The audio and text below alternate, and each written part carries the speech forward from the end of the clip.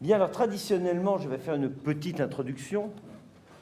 Voilà, je n'ai pas tout vu de l'œuvre importante et surtout multiforme, éclectique de Gérard Mordilla. Il a fait des documentaires, il a fait des séries entre la fiction et le documentaire pour la télévision. Parallèlement, il a écrit des romans, il a écrit des essais. Et finalement, ce côté, cette gourmandise, me semble-t-il, là, ça y est, le son protéiforme, se retrouve intégralement dans La forteresse assiégée. Dans ce que vous avez décrit, il y a un terme que vous n'avez pas cité et que moi, je trouve absolument central dans mon travail. C'est le terme écriture. Et s'il y a une chose dont je suis certain, c'est qu'il n'y a pas de hiatus entre mon travail littéraire comme romancier ou comme essayiste et mon travail cinématographique. Et vous disiez à propos de La forteresse assiégée, on ne sait pas trop comment l'appeler. Moi, je l'ai toujours défendu, notamment auprès de mes coproducteurs à Arte, comme étant un roman cinématographique. Et j'avais en tête un modèle que vous connaissez tous, qui est Les Misérables de Victor Hugo. Dans Les Misérables, il y a une liberté absolue d'Hugo qui à la fois raconte l'histoire que nous connaissons tous, fait une digression de 15 pages sur l'argot, une autre tout aussi longue sur les égouts parisiens et d'autres, j'en oublie, et ça vient très naturellement dans le récit. Aujourd'hui, on pose sans cesse la question du sujet. Mais pour moi, la question du sujet n'existe pas. Or, la télévision, qui est entièrement parasitée par l'idée magazine, par l'idée reportage, veut qu'il y ait un sujet. À part ça, sur la relation entre mes films de fiction, mon travail de romancier, mon travail de documentariste, je le trouve aussi très profondément inscrit dans l'idée de faire entendre une parole qui n'est pas entendue. Donc, mettre en lumière le discours, le faire voir autant que le faire entendre. Le cinéma est un outil critique absolument extraordinaire et performant. L'intérêt de l'ensemble des travaux que j'ai faits était de s'intéresser au discours, aux paroles qui ne sont pas entendues. Que ce soit les déserteurs de la guerre d'Algérie, comme dans Cher Frangin, que ce soit les populations ouvrières du 20e arrondissement dans Vive la sociale ou Toujours seul. Or, ce que je disais, c'est qu'aujourd'hui, dans la plupart des chaînes de télévision, mis à part Arte, la première question qu'on vous pose, c'est de quoi ça parle. Moi, la première question qui m'intéresse, c'est comment c'est fait. Parce que de quoi ça parle, au fond, tous les sujets sont intéressants. Ce qui est intéressant, c'est de voir comment c'est fait.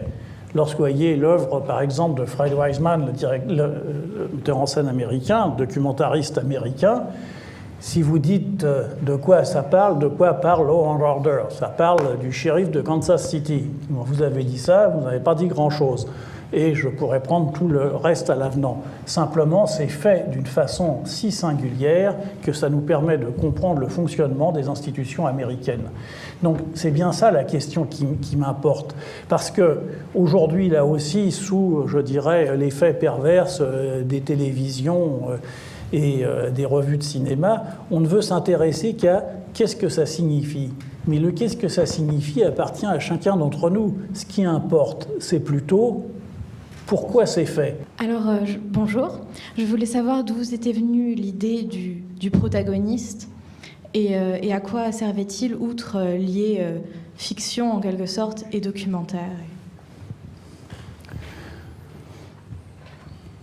J'ai parlé tout à l'heure de La forteresse assiégée comme d'un roman cinématographique. Eh bien, je pense qu'on est là dans le domaine très exact du roman. C'est-à-dire, encore une fois, du roman comme le pensaient Balzac ou Victor Hugo ou les hommes de cette époque, c'est-à-dire qui étaient capables d'intégrer à l'intérieur de récits des données qui étaient des données de l'ordre du documentaire. Et quand Balzac disait qu'il était le meilleur historien de son époque, je pense qu'il avait entièrement raison. Donc moi, ce qui m'importait, c'était justement de montrer que cette notion du temps, qui n'a de réalité que sur l'écran, était effectivement un des enjeux de la narration, de faire sentir, sans avoir à le souligner, combien la réflexion que nous pouvions avoir sur la guerre de 70 et la réflexion que nous pouvions avoir aujourd'hui sur la problématique de la guerre et de la pensée stratégique, au fond, appartenaient à un seul et même temps qui était le temps du film. Et donc je voulais qu'il y ait là quelque chose qui soit à la fois suffisamment spectaculaire pour que les uns et les autres soient attentifs à ce qui se passe, et en même temps, grâce à ce spectacle, de les conduire dans les chemins de traverse de la réflexion sur la guerre. J'ai essayé, à travers ce film, en tout cas, de mettre en exergue l'importance d'avoir une réflexion sur ces questions stratégiques. Comment pensons-nous la guerre ? Parce que je vais vous donner un exemple très concret et très parlant. Toutes les armées du monde, et on peut dire toutes les armées du monde parce que les Chinois sont dans ce cas de figure aussi. Toutes les armées du monde sont aujourd'hui structurées sur le modèle napoléonien. Et est-ce que le discours sur la guerre de 1870 qu'il y a dans la forteresse assiégée pourrait être sensiblement la même sur la guerre d'Algérie dans Cher Frangin, qui est une fiction entière, et sur la guerre de 39-45 dans Fucking Fernand ? Enfin, c'est difficile de comparer, mais le problème de la guerre d'Algérie, un peu, enfin, et aussi bien entendu un problème sur la guerre, mais ce qui est très frappant dans la guerre d'Algérie, c'est qu'en réalité, la guerre d'Algérie était plutôt une guerre, enfin, était une guerre de sécession. C'est le Sud qui se sépare du Nord. Et qu'un certain nombre de Français qui vivaient en Algérie pouvaient légitimement se considérer comme vivant en France. Je ne parle pas des grands propriétaires terriens et des choses comme ça. Il y avait des gens qui avaient grandi là, vécu là, etc. Or, soudain, ça se sépare. Et on sait que les guerres de sécession, il suffit de regarder l'Amérique, sont des plaies qui demeurent ouvertes pendant des siècles. Puisqu'on est dans le discours, ça a été facile de faire parler la Grande Muette ? Oui, parce que, en réalité, les généraux, là aussi, sont si peu sollicités que lorsque l'on veut les interroger, ils sont tout à fait d'accord pour réfléchir à voix haute en notre compagnie. Je n'ai pas filmé le général Rossignol, qui est un ingénieur, enfin général ingénieur, qui est celui qui dirigeait le programme sur le laser militaire français. Il aurait dit des choses là aussi qui ferait sauter au plafond n'importe qui, notamment que ce laser militaire, qui est une merveille technologique, n'a qu'un défaut, il faut que la cible ne bouge pas. Est-ce que... Moi, il me semble que lorsque, effectivement, on interroge directement, comme si on était en direct, des personnages de l'époque, il me semble que ce vernis ou ce faux documentaire, enfin bon, ce fausse information, actualité, donne une véracité supplémentaire par rapport à une fiction qui est nécessairement plus léchée, où on est plus dans « il était une fois », etc.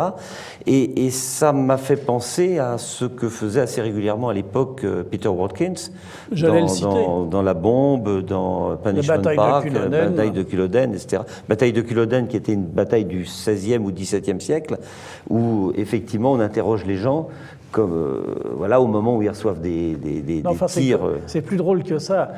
C'est la bataille qui est commentée comme si c'était commenté par un journaliste engagé sur le terrain et qui dit, voilà, le Lord machin, un abruti qui n'a jamais vu une bataille de sa vie, qui sait à peine monter à cheval et qui commande les troupes de ça. D'ailleurs, à la première escarmouche, il s'en va en courant et c'est très très fort. Je vous conseille, il y a un coffret maintenant de tous les films de Peter Watkins, qui est un cinéaste particulièrement intéressant. Et c'est vrai que, oui, c'était aussi une référence pour moi en faisant La forteresse assiégée. Je pensais à la bataille de Culloden, je pensais à La Bombe, il a fait des, entre guillemets, faux documentaires. Enfin, c'est pas des faux documentaires, ce sont des films de fiction qui adoptent le mode de récit documentaire. Comme De Palma l'a fait un peu avec Redacted sur la guerre en Irak. Enfin, c'est quelque chose qui est devenu plus courant. Mais c'est vrai que Peter Watkins était sans doute un prophète en la matière. Non, pour ceux qui ne le sauraient pas, La Bombe, c'est donc un faux documentaire sur qu'est-ce qui se passe s'il y a une bombe atomique qui explose en Angleterre. Et tout est filmé comme si elle explosait pour de vrai et qu'on suivait le journal télévisé en disant voilà, l'image n'y est plus parce que le correspondant a dû sauter avec... Enfin bon, c'est extraordinaire, quoi. Et ça avait été commandé par la BBC et le résultat était tellement extraordinaire et effrayant que du coup la BBC ne l'a pas passé. Non, c'est sorti en salle. Donc le hasard a fait que j'ai rencontré Rossellini et que cet homme qui était un homme de culture et d'ouverture... ne m'a pas demandé mon curriculum vitae pour que nous commencions à travailler ensemble. Simplement, j'ignorais à ce moment-là que Rossellini ne trouvait plus un centime nulle part. C'est-à-dire que personne au monde ne voulait miser un centime sur un film de Rossellini, sinon en France, où il pouvait faire des films pour la télévision. Notre projet est un film sur l'Allemagne au XVIe siècle. Pendant 3 ans, je lui ai fourni beaucoup de textes et nous n'avons jamais trouvé un centime pour le faire. Peut-être le ferai-je un jour. Mais je crois lui être très fidèle dans une double idée, dans l'idée que vous évoquiez, qu'il peut y avoir une ambition pédagogique dans le cinéma ou la littérature et que le fait d'apprendre, de savoir, n'est pas antinomique avec l'exercice d'un art. Et puis deuxièmement, qu'il n'y a pas un genre vulgaire qui serait la télévision et un genre noble qui serait le cinéma. Rossellini travaillait à la télévision parce qu'il était convaincu qu'à travers ce média, c'était pour lui la façon de toucher le plus grand nombre possible. Je viens de tourner l'adaptation d'un de mes romans qui s'appelle Les Vivants et les Morts, où j'ai très sciemment choisi de le faire pour la télévision pour exactement ces raisons-là. Et qu'il n'y avait pas pour moi une sorte d'aristocratie qui serait à faire du cinéma, et puis au contraire un genre réservé aux gueux qui serait la télévision. Je pense qu'il y a des grandes œuvres de télévision et qu'il y a aussi des grandes œuvres de cinéma, bien entendu. À partir du moment où on choisit de tourner pour la télévision, se pose la question de la forme, en pensant que la diffusion de cette œuvre se fera sur un écran grand comme ça maintenant, et non pas sur un grand écran. Et ce choix stratégique, il est fait très en amont, ou ça dépend un petit peu aussi des rencontres avec des producteurs Non, il a été fait absolument tout de suite, et là aussi avec le producteur avec qui je travaille depuis très longtemps, avec Denis Fred. Très vite, tout de suite, immédiatement, on a dit oui, faisons-le pour la télévision. Je pense qu'il n'y a aucun moyen approprié, que chaque film est un prototype et qu'il faut inventer le mode de récit à chaque fois que l'on aborde une nouvelle histoire. Or, moi, je n'étais jamais dans le domaine de l'illustration. Et les acteurs qui sont dans le film ont été choisis avec un soin extrême, que ce soit les acteurs professionnels et les acteurs non professionnels. Or, dans le docu-fiction, par exemple celui sur les gladiateurs ou d'autres que j'ai vus, finalement cette part-là est totalement négligée, puisqu'on est grosso modo comme dans La Passion à Ménilmontant, c'est-à-dire on prend les gens qui veulent bien faire ça et puis on les met là. Donc il n'y a pas de vraie question de mise en scène, puisque la part de fiction sert simplement d'illustration à un discours plus ou moins documenté sur telle ou telle question historique. Moi, je crois que la mise en scène, c'est pas du tout ça, et que la réflexion sur la forme dont je parlais est essentielle pour aborder l'histoire avec un grand H ou n'importe quelle histoire. Juste pour dire qu'il n'y a pas un modèle, il n'y a pas de modèle... Il n'y a pas de modèle pour la fiction, il n'y a pas de modèle pour le documentaire, il n'y a pas de modèle pour quoi que ce soit. Je crois que le cinéma tel que nous le connaissons aujourd'hui est encore un art infantile quand on regarde les modes de narration comparés aux modes de narration que l'on peut connaître dans la littérature. C'est un art infantile et comme on est dans une période difficile, on voit justement revenir de façon très très puissante tous les académismes et tous les conservatismes que l'on peut imaginer. On refait, on reprend, on ressort les vieilles choses du théâtre ou de la littérature et on veut en faire du cinéma. Mais le cinéma peut exister en lui-même Or, ce cinéma-là, il reste à inventer. Et c'est en tout cas, moi, mon ambition, mon envie, mon désir, c'est de voir un cinéma qui n'utilise des moyens qui ne lui appartiennent qu'à lui et qui ne peuvent être mis en scène nulle part ailleurs. Chaque film est un prototype, qu'il soit de nature documentaire ou de nature de fiction, peu importe. Je vais vous donner un exemple qui est sans doute le plus grand succès de la littérature, un des plus grands succès de la littérature au monde, qui ne répond à aucun critère que vous venez d'expliquer. Les personnages tiennent pas debout, c'est incohérent, ils se contredisent sans arrêt, on ne peut pas croire un instant à ce qui se raconte, c'est écrit avec les pieds, voilà, ça s'appelle le Nouveau Testament. Ça a très très bien marché. Dans Les Vivants et les Morts que je viens de tourner, on a répété, mais répété vraiment, parce que j'allais tourner aux conditions de la télévision, donc plus vite que pour le cinéma, et donc je savais qu'il fallait qu'il y ait cet apport au départ. On a répété pendant 2 mois et demi, mais de façon assidue, c'est-à-dire quotidienne. Il y a eu d'abord ces 4 jours de lecture avec tout le monde, et puis ensuite j'ai répété toutes les scènes à 2, à 3, à 7, etc., avec les uns et les autres, pour aller le plus loin possible dans le travail, pour arriver sur le plateau avec au moins cet acquis qui nous permettait d'avoir à ce moment-là de nouvelles idées. Ayant la chance d'écrire des livres et de faire des films, j'ai pu mesurer les différences. Dire, quand on écrit, on est seul avec soi-même, ce qui est une position. Quand on tourne un film, on est seul en compagnie, ce qui est plus douloureux d'ailleurs. Et donc, lorsqu'on écrit, je continue les différences, forcément, on grossit. Donc, heureusement que je fais du cinéma pour garder la forme. Oui. Mais c'est vrai que ce qu'on a dit au départ sur le travail documentaire et sur la lumière, enfin, peut s'appliquer là aussi, parce que, regardez La Voix de son maître, le travail du cadre et de la lumière était une chose qui, était essentielle à la réussite du projet. Parce que La Voix de son maître était tournée en noir et blanc. Pourquoi on avait choisi de tourner en noir et blanc? Non pas par un amour immodéré du noir et blanc, qui est évidemment une chose merveilleuse à faire, mais parce que on voulait, et on l'a fait, et les premières copies étaient tirées comme ça, faire un tirage lavande. C'est-à-dire que l'image noir et blanc soit très légèrement bleutée, parce que pour nous, ça renvoyait à l'image de la télévision, qui à cette époque était encore pour beaucoup en noir et blanc, et donc pour bien, sans avoir à le dire, et par un procédé purement cinématographique, faire voir au spectateur que ce discours patronal lui parvenait par un canal bien précis qui était le canal de la télévision. Donc un choix formel, esthétique, qui était un choix de lumière et un choix de mise en scène. Personnellement, je crois que et mon travail littéraire et mon travail cinématographique s'allument de feu réciproque. Je crois qu'on ne peut pas ignorer, en écrivant aujourd'hui, la leçon du cinéma, que notre culture est une culture littéraire, mais est aussi une culture cinématographique. J'ai vu autant de films que j'ai lu de livres. Et que ces modes de narration, qui sont les modes de narration propres au cinéma, nous apprennent quelque chose sur la littérature. Je ne fais pas de distinguo.